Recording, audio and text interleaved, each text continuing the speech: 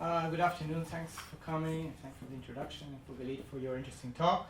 Let's start with a short survey. I would like to ask each one of you to think for himself and to answer pretty quick the following question. So, as a human being, what is the one thing you would want to be able to do that you can't?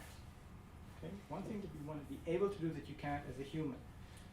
So, take a minute to think about it. Okay, and then my question is, whom in the room has thought about flying? Raise your hands. Not that many. Not very many. Don't be shy. Okay, so the theme of my talk is relating to virtual reality as a research tool, and it researches the complex relationship we have with technology. So the humans and technology have this complex relationship where I'm going to be referring as an aspect of disembodying ourselves, and on the other hand creating a new embodiment. So this is the grand theme, and one way to think about technology in a way is in a dualistic way. One is that technologies replace functions of the body, and on the other hand they can augment it. So I'll run by a few slides that kind of illustrate it, so you can go trace back, even cooking as kind of outsourcing our digestive systems. Digestion happens outside of the body, and then in a way it has a relationship with the digestive system. Tools to cut, tools to dig, changing hands, and when the technologies became more mechanical, it became incrementally more powerful.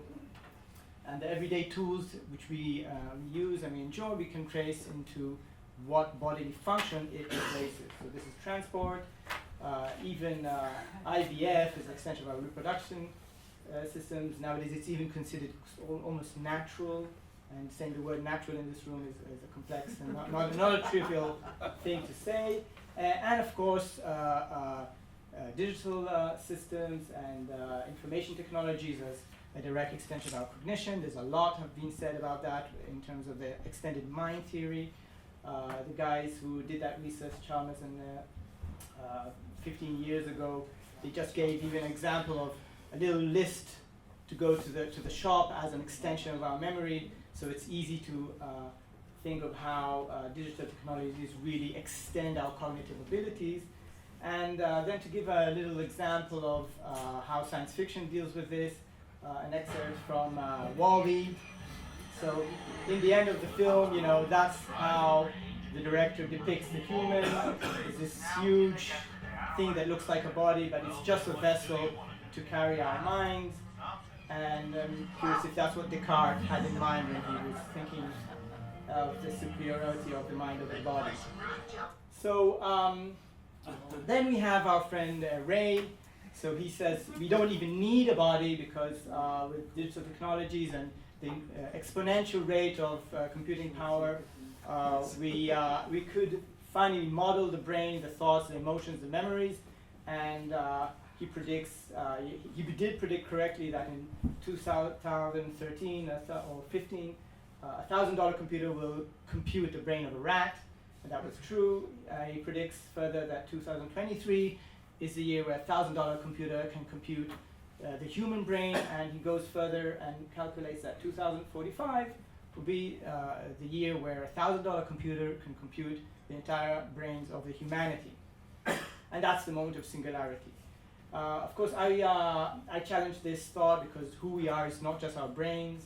I think a grand theme that I would like us to point at this beginning of my lecture in terms of all the relationships between biology and technology is that the attempts to simulate and to create and to control biology, we're discovering more and more how that's kind of a reductionist approach, how we're discovering that things are far more complex than what they seem, even if we have these little successes, of, oh, I have this model that seems very interesting, this looks like life, and so on and so forth. So that's Ray Kurzweil, and the interesting aspect that this crazy idea that Ray has kind of brought forward, and he actually is now an engineer at Google, so he's actually trying to realize that with a lot of backing, actually is again ancient long, because if you look at the grand Judeo-Christian narrative, so the primal sin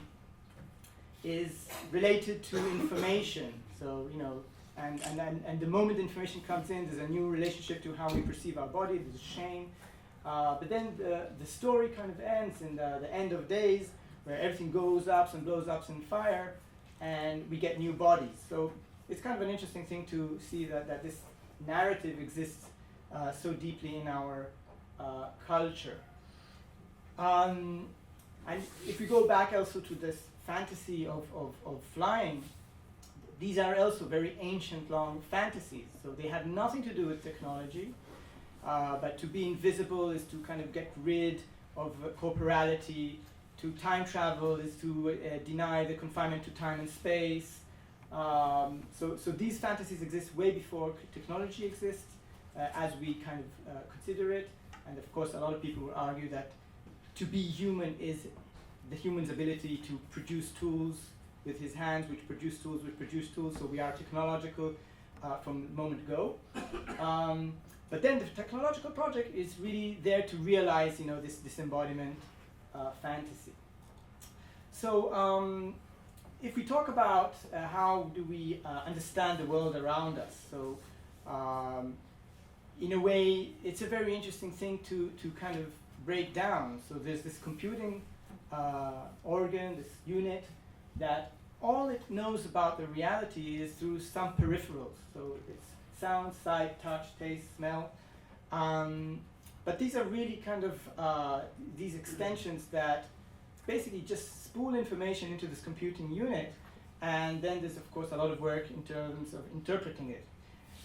So what happens when we have new peripherals, when technological units, following the extended mind theory, where our mobile communication devices are with us all the time, and I think all of you kind of experience this jump you get when you get a message in your phone. It's physical.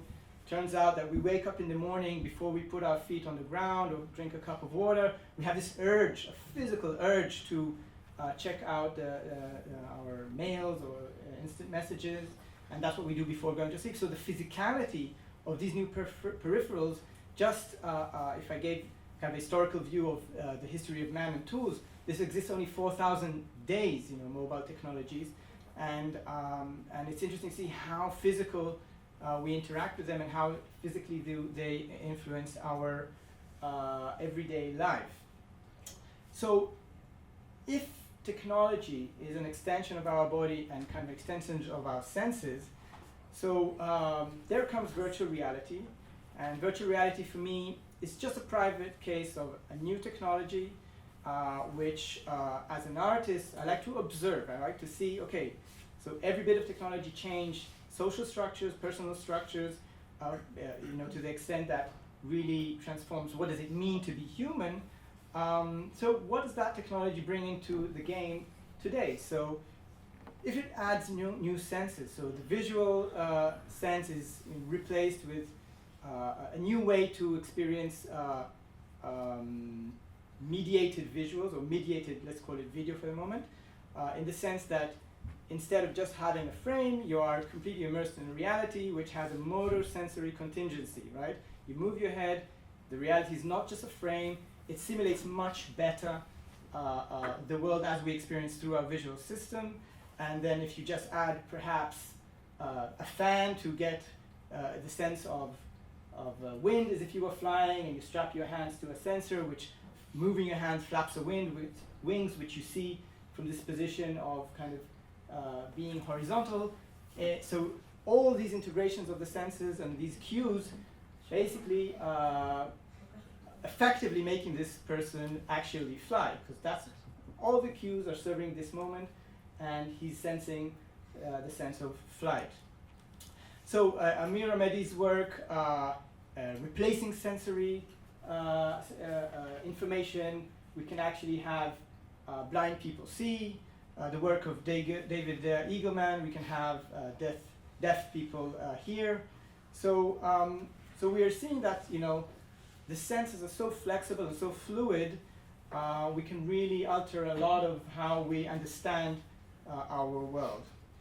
So then, comes the basic question, then what is reality? And for me, it's great to look into culture and look into history and to see how this question was answered thousands of years ago. So we go to Plato's allegory of the cave, which is a wonderful allegory, and we all kind of appreciate this metaphor about reality. So you have the prisoners who, from the day they're born, they are with their back to a wall.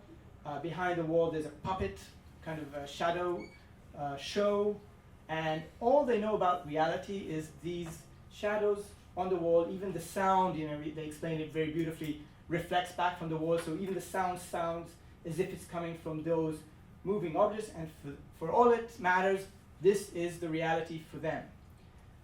And then brave prisoner kind of takes one step out, and he sees reality. He sees, hey guys, no, there's another trick there. There's actually this group of people, they're holding sticks, and there's a bonfire, and of course the rest of the prisoners, they don't know what he's talking about, so they think he's crazy.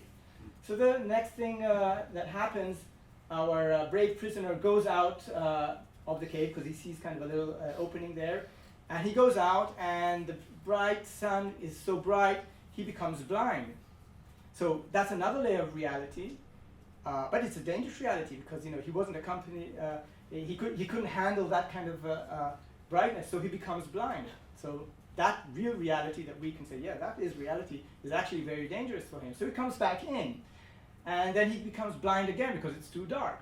And he comes to his friends there, and he tells them about all these discoveries, and they just kill him. So that didn't work out well for him.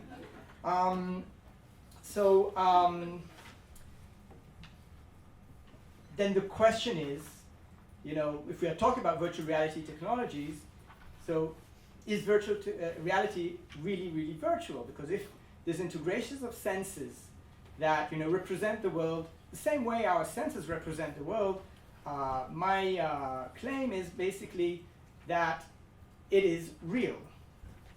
In the same sense that when people talk about communication technologies, like doing Skype with my grandmother, no, the iPad is just a mediation between me and her. I'm here, she's there, and we have this mediation device. No. At that very moment, my grandmother is embodied in a piece of glass with a small speaker, with a little button, with a reception which is better and worse.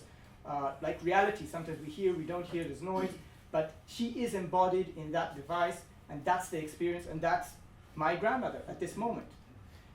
So one of the ways I like to take the questions I do is to the art galleries. So I'm going to show you a short excerpt of a performance I did in Tel Aviv Museum.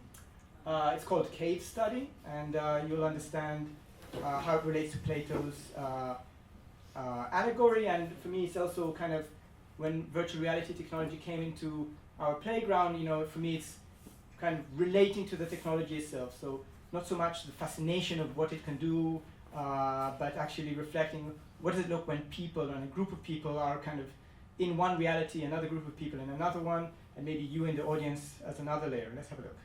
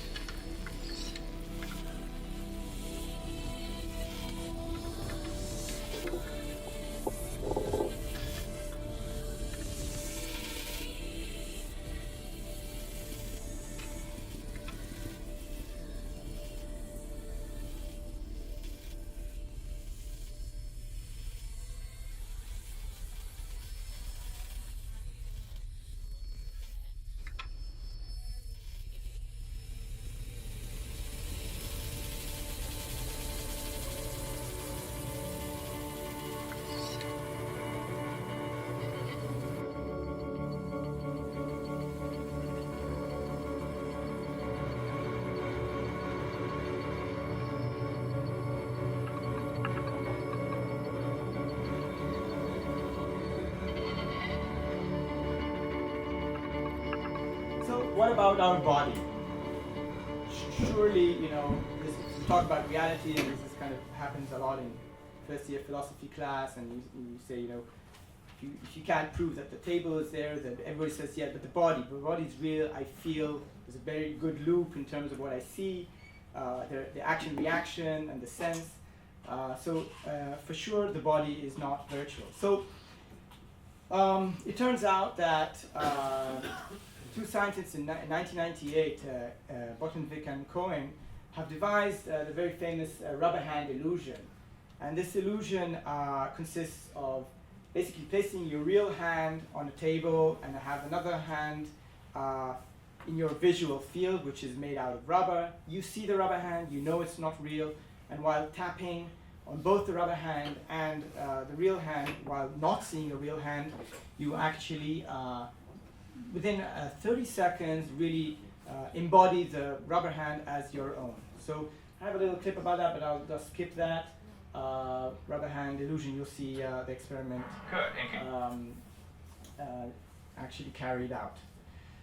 So, so that was in 1998, and then when virtual reality technologies became available in scientific and academic world and laboratories, it was kind of almost an obvious step to take the rubber hand into kind of the full body. If we can represent a rubber hand as one's own body, what will happen when you take motion tracking technologies where the entire body is actually tracked into the virtual world. So not only you put this head-mounted display, move around a room and you feel the presence of a different place, you lift up your hands and your body is represented by an avatar.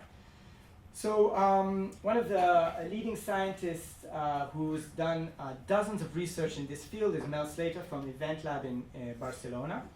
And he's a cognitive scientist, and he set out to explore cognitive implications of being re-embodied in the body of an avatar. So his researchers taken participants into the body of a child, and he proves that the sense of scale changes childlike, so your size is bigger.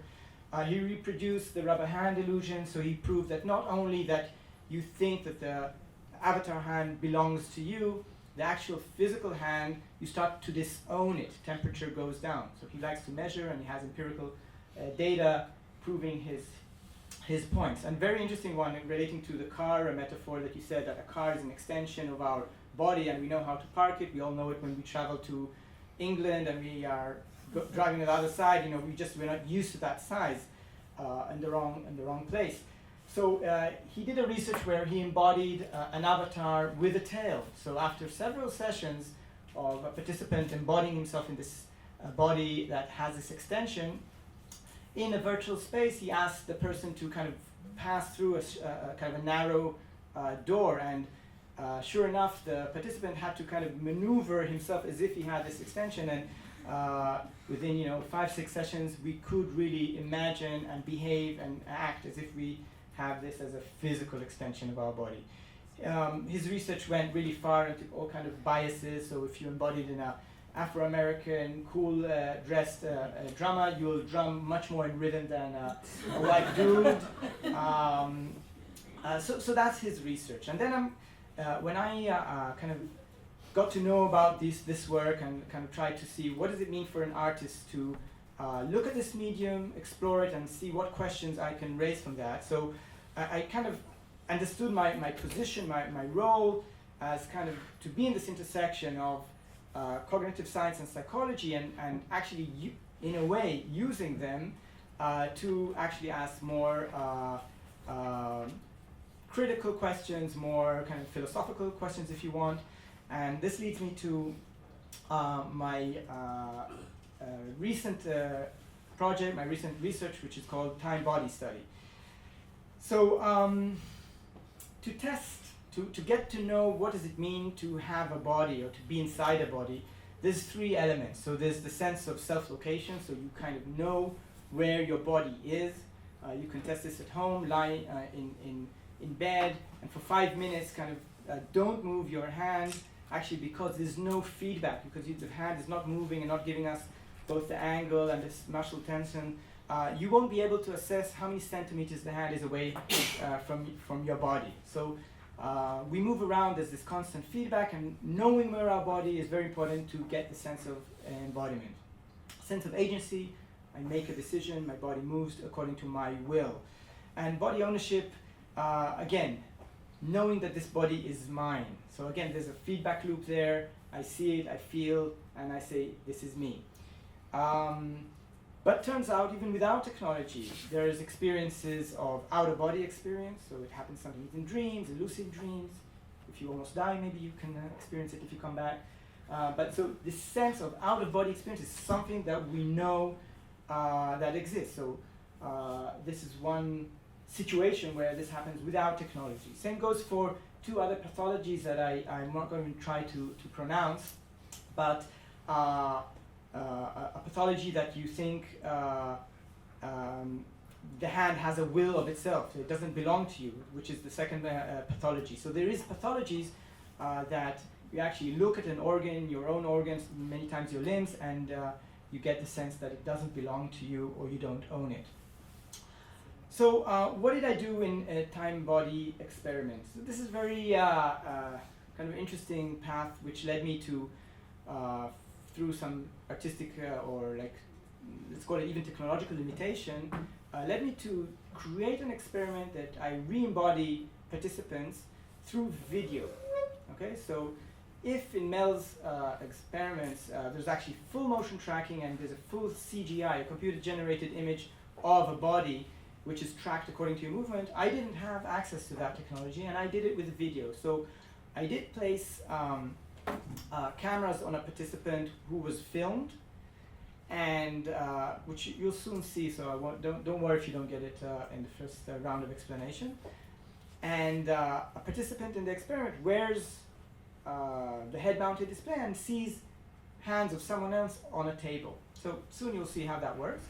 But what I wanted to add there is to have a very powerful and emotional experience, embodied experience in this experiment. So the touch experience that you see in virtual reality or in this video is combined with a live performer touching you at the same time. So I'm creating sensorial integration. Let's have a look at a short excerpt from the experiment.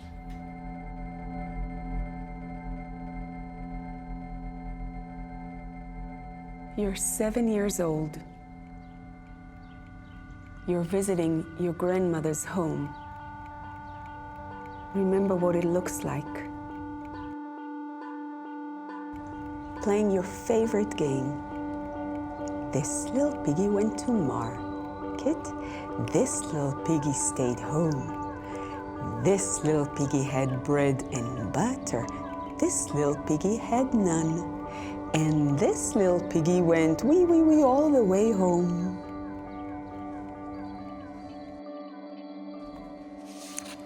Please hold this picture.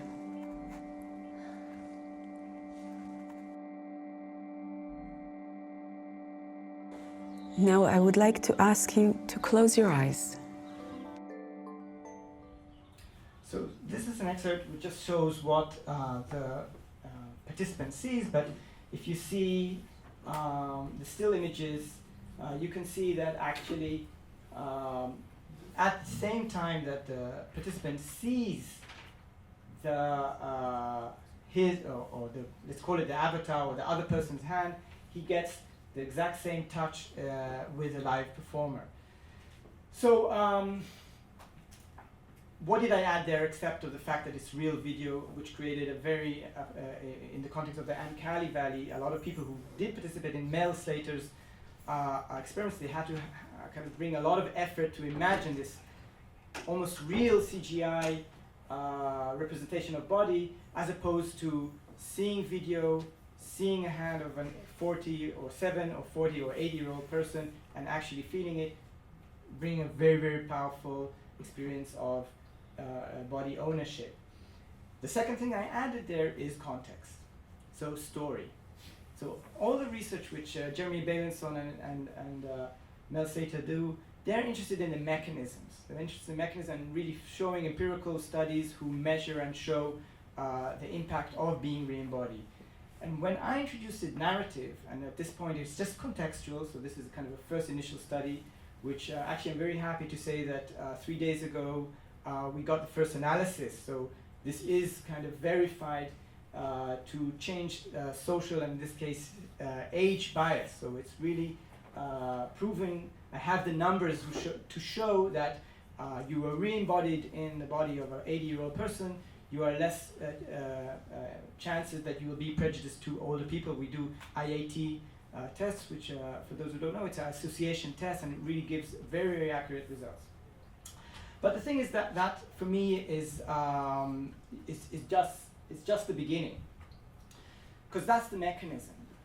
And then when I look at this technology, I look at this type of experiment, and I try to ask, the meaningful questions. What does it mean? Again, if we're looking at the deterministic kind of approach of technology and society, what would it mean to the fact, or not even the fact, that how we relate to others, how do we relate to ourselves, with what we thought is a solid aspect of our identity now being proven to be completely fluid. So for me, as an artist, I'm an observer. I want to ask some questions. And when I see any technology coming into our world, mainly communication technologies or visual technologies, there's a very clear process, sometimes not linear, but like a technology very quickly becomes a language, and then it becomes a psychology in the sense that that determines how we behave, how we relate, how we experience, how we understand self, identity, and other. And then comes, the moment where the philosophers kind of reflect and try to make out of this kind of understanding of our world, of experience, of humans. Many times it's not that direction. We know a lot of examples in science fiction that a lot of these realities exist before they actually mature and materialize. But this is a very important point in time where these technologies are just now being introduced. We're going to be kind of rolling out as something that we're going to be living with. And this is the beginning of my work, just to explore it and imagine what it could mean for us, and hopefully later on for the others and society. So, thank you very much.